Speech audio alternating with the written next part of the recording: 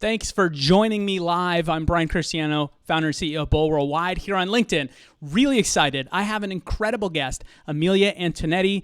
She is a human behavior expert. She has done everything from grow multi-hundred-million-dollar companies, has worked with some of the biggest names in both television and in business, and she is going to be speaking here this Thursday in New York City at Bold University. And today we're talking about what's holding you back. Amilya, I am really, really, really excited to have you here. It's an honor.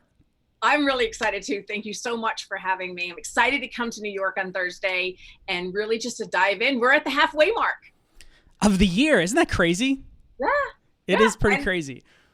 And so this is where we get really busy, as human behaviorists. This is when we jump into that big strategy and advising and planning mode, because if your plan's not working by now, it's not going to get any better. Well, that's the thing. I think that most of us, myself included, are like, wait a minute, we're already past the halfway mark of the year. It's going to be 2020 before we know it, even though it feels like we just started. But you're right. We have all these big plans as CEOs, as entrepreneurs, as executives, and then either sometimes they don't play out exactly as planned, or we go, oh my gosh, like where do I go from here? How do I adjust? So that's what we're going to talk about. Like, what is holding most people back, or most executives, entrepreneurs back when we get to this halfway point, and how do you make a change from here to the end of the year?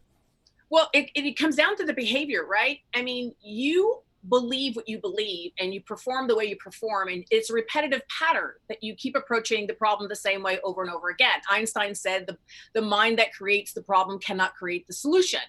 And so this is where the authentic leadership needs to come into play, meaning to be vulnerable enough to open up the curtains to let somebody else come in to take a look at why the plan is not working. The reality is, the dollar that you make in Q1, your first dollar in the beginning of the year, is the strongest dollar you can bring into the company. It weakens as the year unfolds.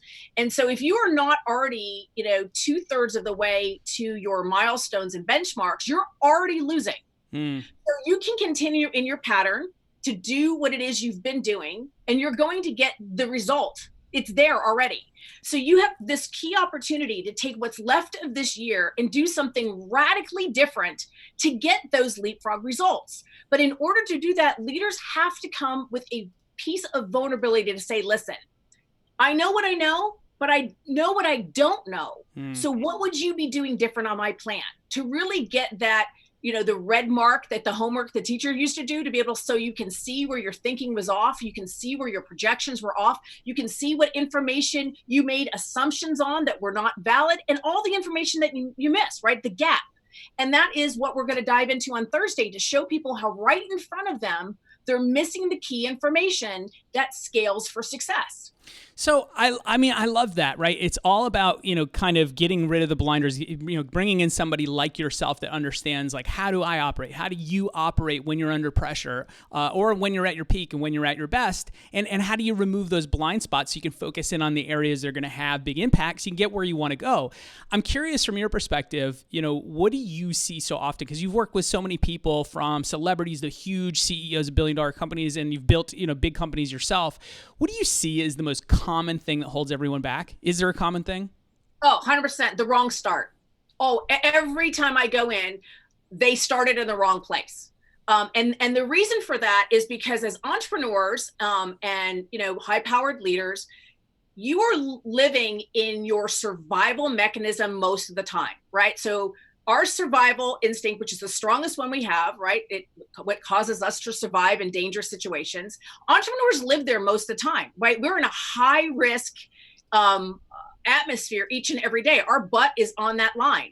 And because of that, we're working in that primary survival core baseline of what we believe and how we fight. And in the scaling of a business, that beginning fight or your unique ability will take you so far, right? So just who you are and your personality may take you to 500,000, $1 million, 2 million. I've seen it up to $10 million.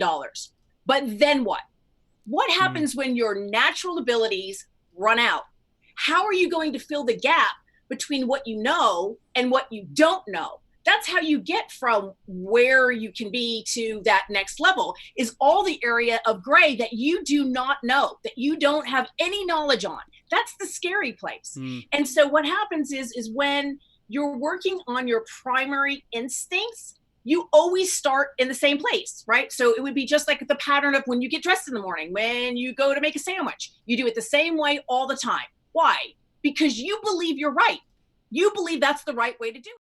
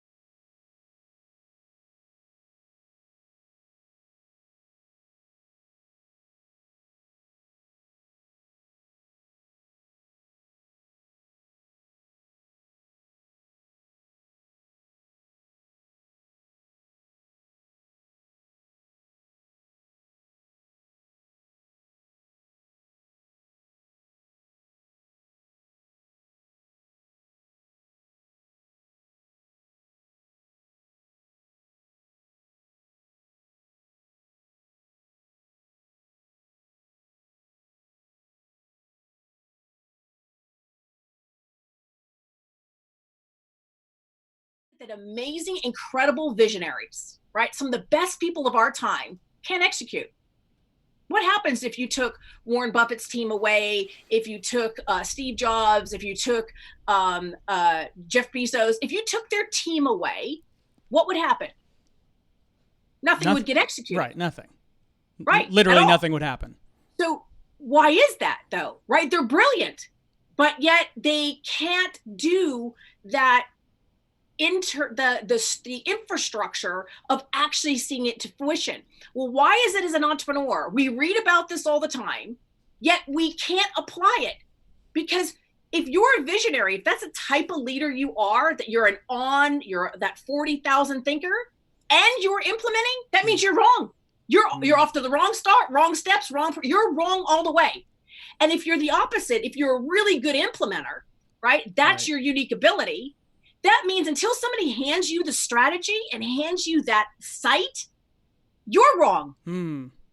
Right? And so this is how entrepreneurs who wear many, many hats, nobody's taught them how to say, okay, I am right now for this next hour putting on this hat.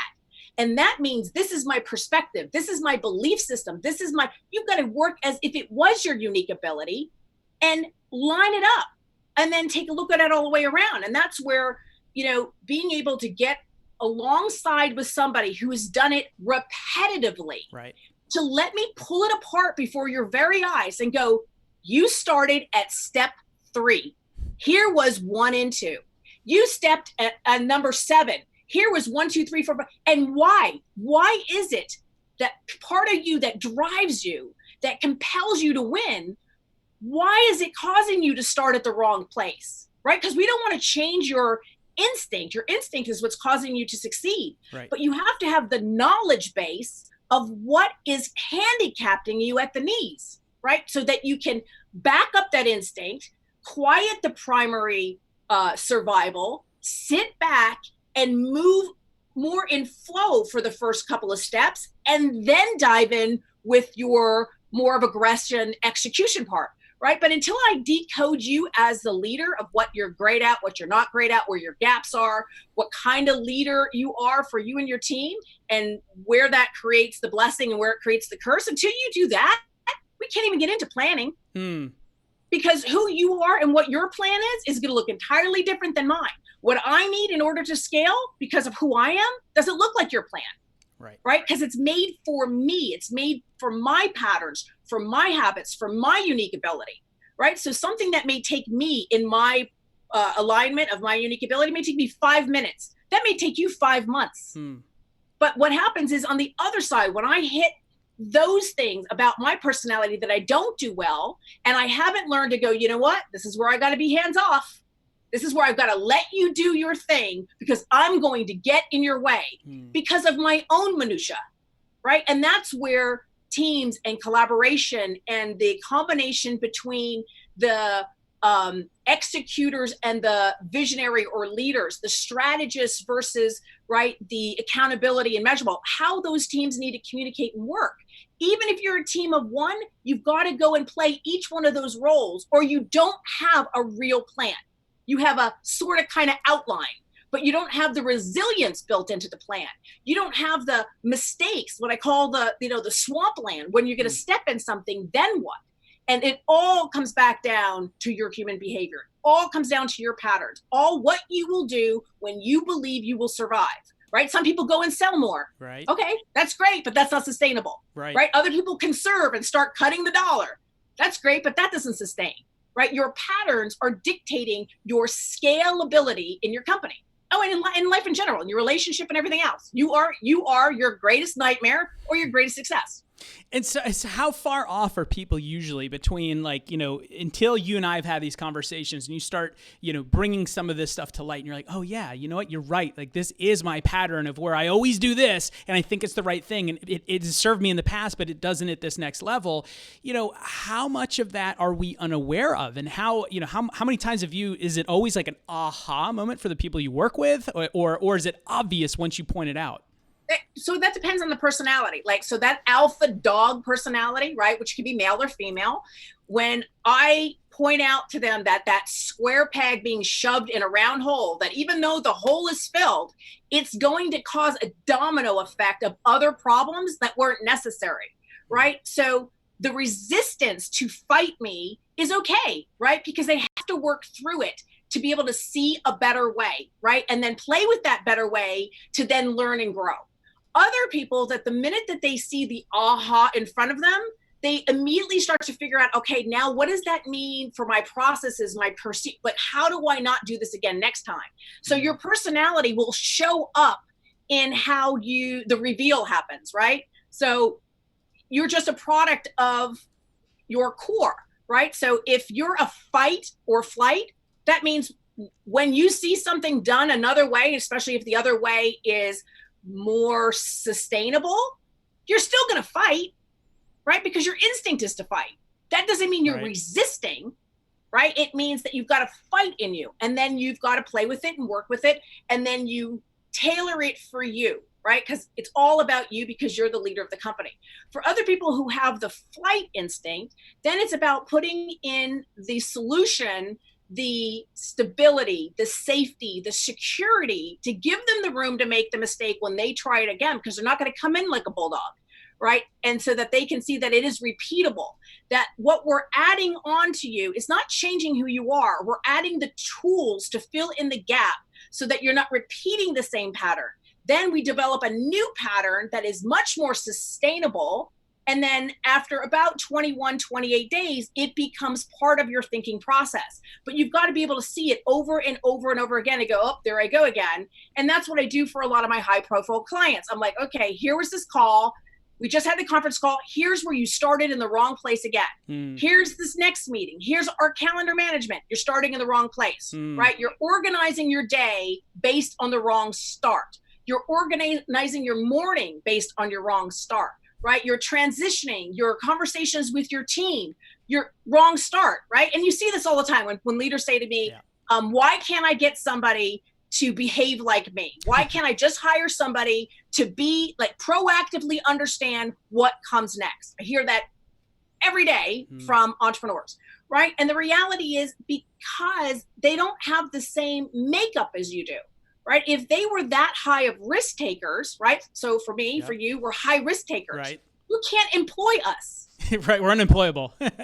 Yes. So you're not going to find somebody like you. So you need to change your perspective to say, I'm not looking for somebody like me. What I'm looking for is these three qualities that I have. And then what are they going to be glued to? You want to glue those three qualities you're looking for the four qualities you don't have. Right. And a strong enough either process, right, or measurable that allows the two of us to communicate. Because if I go based on my leadership, I think I'm right. Right. Right. But if I'm in the areas where I'm weak, I need you to have the tools to lead a personality like mine, strong, for me to go, oh yeah, there's that area again. Right. So like right now what I'm doing, because we're at the halfway part, is I'm taking CEOs and entrepreneurs, and I'm taking a look at their last 3 years, where they were 3 years ago and how they ended the year, not just financially, but in their fulfillment, in their lifestyle, relationships that they have personally, kids, marriages, all that stuff. And I'm going, here's your pattern for the last 3 years. Right. Nothing's changed. Nothing's changed. Right? You may have changed that, okay, my company's making more money this year. Like, so hypothetically, they went from $1 million to $2 million. Right. But at what consequence? Right? So the call that I had just before you, so he's doubled his business, but he's also now having major health challenges. He lost one of his key employees and his personal relationships on the fritz. So that $1 million cost him all over around here. So now I'm going, okay, for you to scale again to get to 3 million, how much more are you willing to give up your way? Right. Or do you want to pull back and start working on another plan that allows you to be successful in all of the areas? Yeah, I think we don't ever really think about that. Is we think about, dollars and cents and scale and, maybe opportunity cost, but we rarely, myself included, say, okay, well, if I want to go, like you said, from 1 to 2 million or 10 to 50 million, whatever it would be, if you're doing it the wrong way and you have the wrong, point of view or the wrong starting point, as you say, well, then is that worth, like, maybe I detriment my life or someone else's because I'm playing the wrong game? The wrong start is you're focusing on top line, right? Maybe you're at a place where you have a $5 million business where your internal margin can now grow. And now you're working at, say, a 70-80% margin that is more than adequately sustaining your life and you're making your goals. Maybe the right answer is that internal margin, so that you can have the room for creativity and innovation and vision to then set that next thing that's going to take you from 5 to 10. Remember, what takes you from 0 to 1 will never work anywhere else. And what takes you from 1 to 3 and 3 to 5 isn't what's going to take you to 10. So what happens is CEOs don't give themselves a break to come back into a place of creativity, a place of healing, a place of rejuvenation. If you don't do that, then you can't be resilient to what's going to happen at the next phase of your business. So it has to be ebb and flow. You growth, right? The big top line growth, and then pull back to measure and evaluate to say, am I on track with what I said I want, my passion, my purpose? Or is it that I want to now deepen, right? Give more substance to my brand, right? Which is the internal margin, right? Because that sometimes is where the answer is. It has nothing to do with the top line, right? And so I always try to tell people, be very careful if you have that alpha personality that you don't become a collector, right? They collect cars and they collect houses and they collect real estate and they collect women or men or drugs or they collect and collect and collect, and they're collecting to fill that gap, but yet they don't feel they're successful. They're not feeling like they're moving towards their goal because they have the wrong start. It's not about collecting more things, right? It's about moving closer to what your pattern or what your belief system is for your personality that makes you feel successful, that makes you feel confident, authentic, that you belong to your overall why you're here, what you're trying to manifest, right? People forget that entrepreneurs, and matter of fact, like 12 years ago, Entrepreneur Magazine did an article and they said to like 20,000 entrepreneurs, why do you do what you do? Right. And people thought the answer was going to be because of money, because they want to live a certain lifestyle, because they want freedom. And that wasn't the answer. The overall answer is because I can. Entrepreneurs do what they do because they can.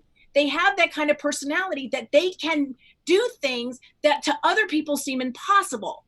That's why we do what we are, and we're driven. It's going to continue. It's like a disease. It's not going away. Anytime you see something you can do, you want to do it. But now you have to bring that into alignment to the other parts of you other than your capabilities, right? There's so much more to us than just being capable. What about the other stuff? And that's the stuff that leaders are starting to find now, that gray area of stuff is that they have to dig into, because that's where real joy, happiness, balance, all those other stuff live in there. And that's where for the longest time, leaders did not want to be that authentic, to say, I need the time to regroup in my business so I can get to the next level. I need to be able to pull back so that I can push forward, right? All that language has been missing from leadership. But that's the real authenticity of, this is what I'm good at, this is what I'm not good at, and this is where I get in my own way. That now frees your team to rise to the occasion, right? They get to come and become their own type of hero, to rescue, if you want to use that word, in the areas where I'm weak, right? That then gives them that sense of company culture, that they belong to the company, that what they do and what matters to them is built into the infrastructure. That's what changes having that person who cares as much as you do. You've got to create a system so that they are built into a place, into the brand, into the mission, into the purpose. That's how they're going to scale with you. Well, I love that you individualize this, because there are so many people that talk about, how to scale, and they give you like the one point of view, when you're saying it's so individualized. Like, what will work for you will not work for me. What will work for someone else won't work for us. And I love that that's how you approach this, is on this individual level, to say, well, what do you want? Where are your strengths? Where are your weaknesses and blind spots? And then build the systems and everything else around it, starting with human behavior. I really like that. And that's a lot of what you're going to dig into this Thursday at Bold University here in New York City in our offices. And I'm just going to roll a quick little 60-second little teaser clip. And on the back end of that, let's just chat about one more thing that we can talk about that you're going to highlight here this Thursday before we wrap it up. So with that, let's roll in the quick video here.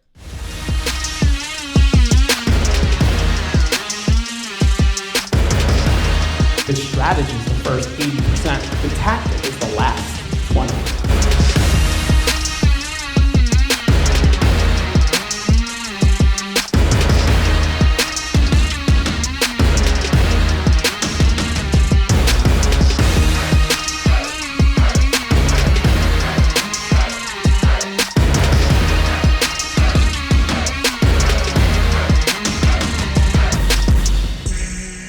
You just have to make sure that you actually go after it.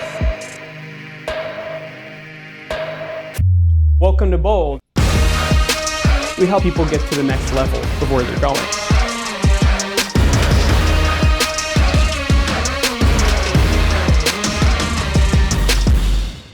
So this Thursday is going to be awesome, and I really cannot wait, because we can only get so much below the surface here on a quick LinkedIn Live, but you're going to spend this time working with two other entrepreneurs to really actually uncover some of this and work with the other people who are going to be here. Tell me about that.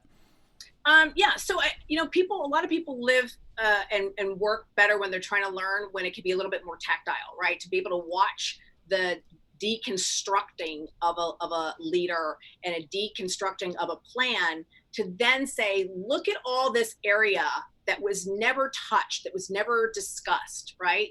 And when you can do that and see it happen, you start to realize, wow, there's so much of what I do every day that is instinctual, right? You're just in a vicious cycle and a pattern of crossing things off the list. And when people can see it, then they have the ability to step back and ask themselves those hard questions. And that then starts the solutions of, do I have the right people around me?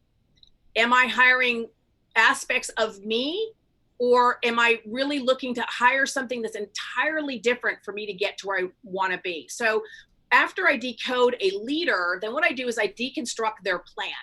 And I show them that based on those buckets of the plan that needs to be done, what skill set, what is a primary skill set that person is going to need, right? So for example, right? So you and I are fairly aggressive individuals. And so if I ask you and I to pick up the phone and collect an invoice that's overdue, we're both pretty much going to do it, right? Not a problem. Great. Got it. Let's on my go. to-do list. Make the call. No problem.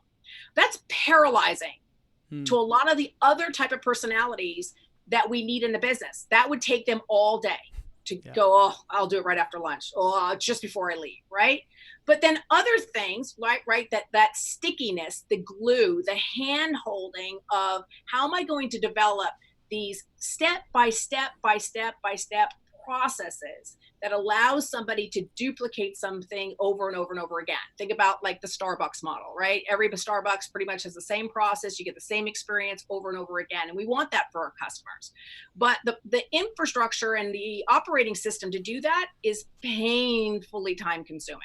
For me, I would rip my hair out. I literally would just start ripping my hair out because it takes so much in the weeds and over and reading it over and over. Every time somebody says to me they want to write a book, and I'm like, do you realize how much, do you think speaking on a topic repetitively, it's like that one hit wonder over and over and over again, the material, that's not really the type of personalities that we have. And that's not where we're great at. Right.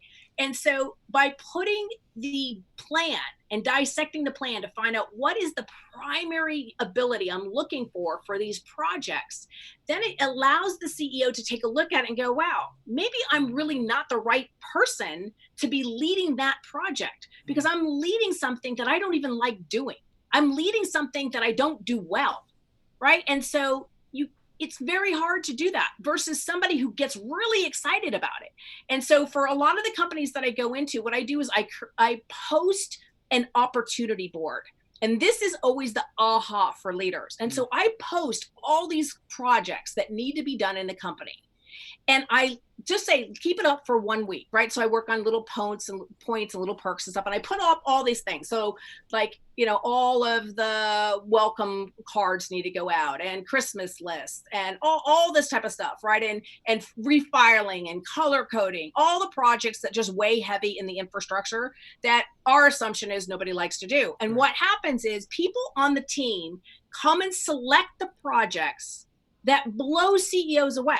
They're like, oh my gosh, I didn't even know you liked doing that, right? So they'll get people that are in sales that really love to organize. And they come and they go, oh, I want to color code the system. And they're like, I would never pair you two together, right? And so it starts to open up a belief system of what you think your people are good at, what you think empowers them, motivates them, and gives them a sense of accomplishment isn't correct. All right. And that project board alone, right, shows people, wow, like I didn't even know, right? So 2 years ago, I had somebody who was a friend of mine that was working part-time that was in my accounting, right? She was doing a bunch of bookkeeping stuff for us, who on the side, her hobby was making these little baskets, right? And she ended up making like 700 of them for us, right? For us to give out to our clients. And she loved it. I'm like, are you kidding me? Who loves to do that? She does, right? She spent hours making bows, right? It's those weird hidden things. The gentleman that I talked to this morning, he's doing this big, really cool, like high-end luxury event. And he did the poster, little wall, and he found out that his lawyer likes to do calligraphy. And so he's doing the calligraphy for the invitations. There you go. Right? And so it's uncovering these hidden gems that are inside your business that you don't even realize is there because you think you have to come up with the answer, right? We're just trained that I must be the one that comes up to the answer to this problem. We do it in our personal life too. We think we have to come up with a solution. We don't give anybody any room to rise. Right. Give people a chance to rise to the occasion. Look, I'm fully in alignment with that, and I'm very excited for everyone that's going to join us at Bold University this Thursday. For anybody that doesn't have tickets, go to bolduniversity.nyc. I mean, this is just scratching the surface of what you're going to teach and dive into to people's businesses. Is there anything else before we wrap this up that you want anyone to know? Where can they follow you? Anything that you want them to think about if they're coming or considering coming to Bold University this Thursday? What I can say is be honest with yourself. Really take a look at where you are right now in July of 2019, right? And go back to what you had hoped for in January and see if you are executing what it is that you wanted. And there's no right or wrong here, right? But let's just be honest. If you're not living the business or the life, right, that you hope to, if you're hitting that stuck point, why wouldn't you come somewhere to sit with a team of experts to get a whole lot of different perspectives on what you could be doing differently to free up July through December, right? Because you already know the result you're going to get because you've been doing it. But you got January, February, March, April, May, and June. That is what you're going to get for the rest of the year. If it's not working, let us help you, right? Because at least you get a new perspective on the plan. You can test it. You can try it out. If you don't like it, you can go, no problem, right back to the old plan. But once you bring in new information, it's what's going to free your mind to start opening up to that next level of possibility so that you can scale. Sometimes it's just a little bit of wiggling to free you to go. I love it. That's perfect. We're going to dive into all this on Thursday. So, Amilya, I always appreciate your time. I know you're super busy. You're working with some of the biggest and the best in the world and building some incredible stuff yourself. So thank you for your time now. I appreciate you. I'll see you on Thursday. And where can everyone follow you? We had your social handle up most of the time, but where do you want people to go? LinkedIn? Yeah. Ping me on LinkedIn. Absolutely. I answer my LinkedIn. So grab me on LinkedIn and I would love to chat with you. And thank you so much. I can't wait to be part of Bold. All right. Thanks, Amilya. We'll talk soon. See you Thursday. Bye.